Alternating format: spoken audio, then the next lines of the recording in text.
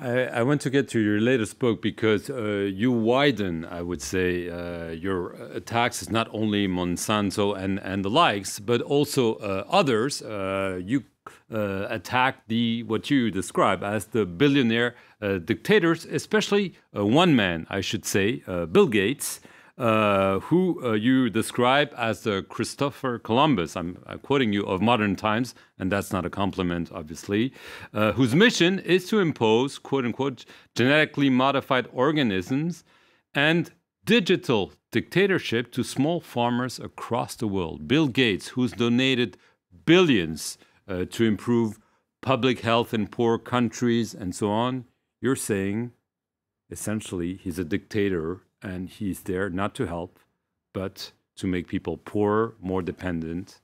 Well, Bill Gates is actually continuing the work of Monsanto because Monsanto had so many movements, and we held a tribunal on Monsanto. Bayer bought up Monsanto, but when Bill Gates pours money into Africa for feeding the poor in Africa and preventing famine, what's he doing? He's pushing the failed green revolution. He's pushing chemicals, pushing GMOs, pushing patents. And now pushing new... Knowingly, or he thinks it's a good thing and he may be wrong? Well, it's not the same thing. There's enough evidence of what it does. There are enough letters to him from farmers of Africa, from governments of Africa to say, this is not the way to go. The United Nations accepts agroecology, working with ecological systems, as the best way to go. Now, Bill Gates is trying very hard to shift the patenting issue now to digital.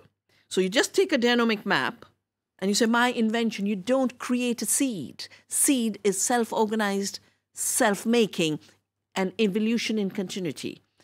Just by making a map, a genome, and you have no idea what the seed does. And this is something he's pushing very, very hard. My book records how he financed DivSeek. I've talked about how he's pirated seeds we have saved that tolerate salt and floods, and he says invention. This biopiracy is a bit like Columbus, where Columbus is supposed to have discovered America when he basically went as a pirate. Why do I call him today's Columbus? Because he's carving out new colonies. Software should have stayed open software. So you say he has a strategy, a nefarious strategy, what you describe as philanthrocapitalism, is a nefarious enterprise. And so you're not saying he's using the wrong methods, he's pursuing a wrong goal with self-interest. You also attack Mark Zuckerberg, the founder of Facebook, saying they're all linked together. I mean, this reeks a bit of conspiracy theory, doesn't it? Well, you know, my book is based on the new evidence that's coming out. All you have to do is see the ownership, and I have data in the book on how there's common ownership. We stopped Mark Zuckerberg from trying to get into Indian agriculture. It was a big mobilization of people who believe in the open internet. What did he want to do?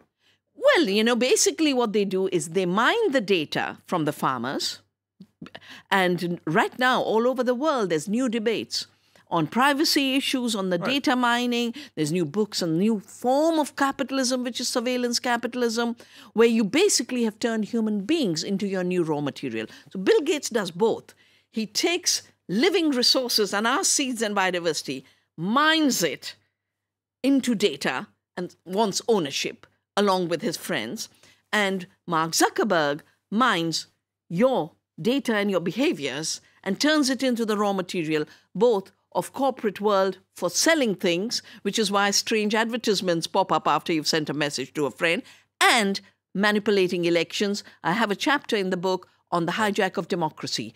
You have enough data on what happened with Facebook selling data to Cambridge Analytica and how we are popping up with artificial intelligence leaders. This is a major threat to democracy. So this is why you're calling them billionaire dictators, because you think they're not helping democracy, but actually threatening and even killing it? I mean, isn't this too much? No, I have grown up in an India that was post-independence. I've grown up in an India that had absolutely no corporations. I've grown up in an India where democracy works. And therefore, when I see the imposition of digital transactions and criminalization of cash between poor people, I basically see this as a dictatorship. I call it digital dictatorship.